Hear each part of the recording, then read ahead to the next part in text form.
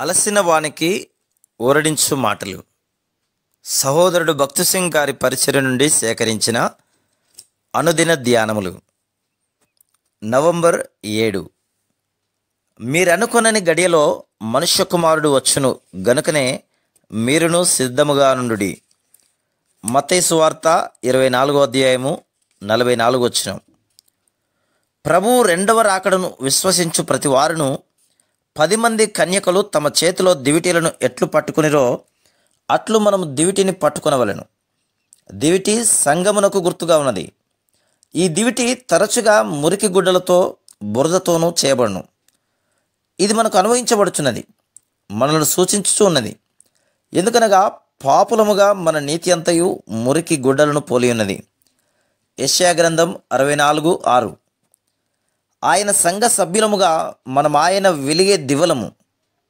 మన దీపములు వెలుగుచున్న ఎడల మనం ఆయనతో లోపలి గదిలోనికి వెలుటకు అర్హులమగుదుము. మనం పరిశుద్ధాత్మచే నడిపించబడి పాలించబడుటకు ఇష్టపడవలను. యోహాను సువార్త 3:34. దేవుడు మనకు సంపూర్ణ పరిమాణములో పరిశుద్ధాత్మనిచ్చుటకు ఇష్టపడుచున్నాడు. మనం ఆయన యొద్దకు వెళ్ళి అడుగుటకు భయపడకూడదు. 2 తిమోతి 1:7. మానవుల దృష్టికి నీవెంత తక్కువగా చిన్నగా కనిపించినను నీవు దేవుని దగ్గరకు వెళ్ళుటకు నీకు రాత్రైనను పగలైనను హక్కు ఉన్నది.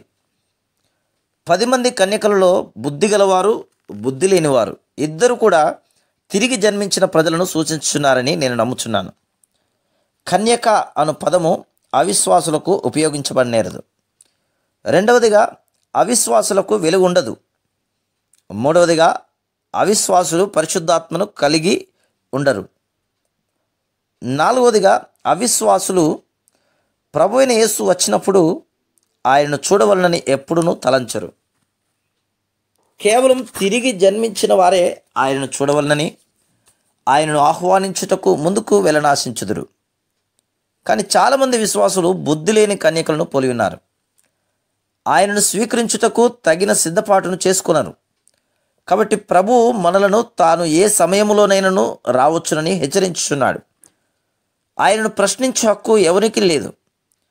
మరొక ప్రక్క మన దీపములు సిద్ధే సమృద్ధి అయిన నూనెతో ఎప్పుడూ సిద్ధముగా ఉండవలను. నూనె పరిశుద్ధాత్మకు గుర్తుగా ఉన్నది. తగినంత నూనెను కలిగి ఉండుట అనగా పరిశుద్ధాత్మ అధీనములో ఉండి పరిశుద్ధాత్మచే స్వాధీనపరచబడిన జీవితములను కలిగి ఉండుట. ఆయన ఒక్కడు మాత్రమే నిన్ను ఎల్లప్పుడూ సిద్ధముగా ఉంచగలడు. పరిశుద్ధాత్మతో నింపబడి ఉండుట గురించి కొన్ని తప్పుడు అభిప్రాయములు కలవు. కొందరు పరిశుద్ధాత్మతో నింపబడి ఉండుట అనగా ఒకరు ప్రత్యేకమైన విధంగా భాషలతో మాట్లాడుట అని తలంచుదురు. మనము విశ్వాసులమైన ఎడల పరిశుద్ధాత్మను కలిగి ఉందుము. మనం ఆయనను స్తుతించుచూ ఉందుము.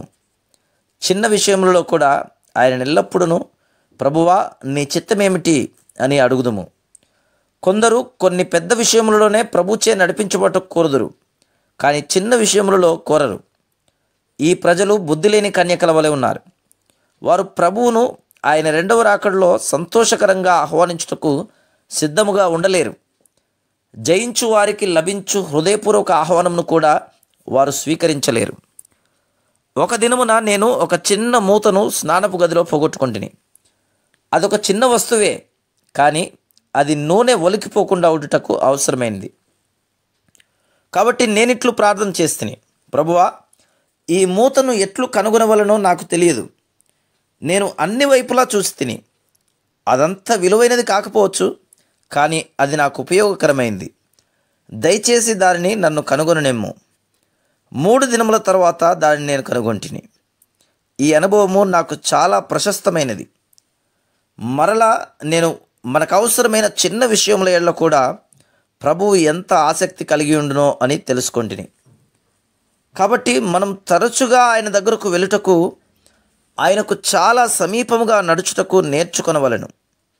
అప్పుడు మన జీవితంలో మనం నిజంగా మనతో నూనెను తీసుకొని పోచున్నామన్న విషయమును రుజువు చేయును.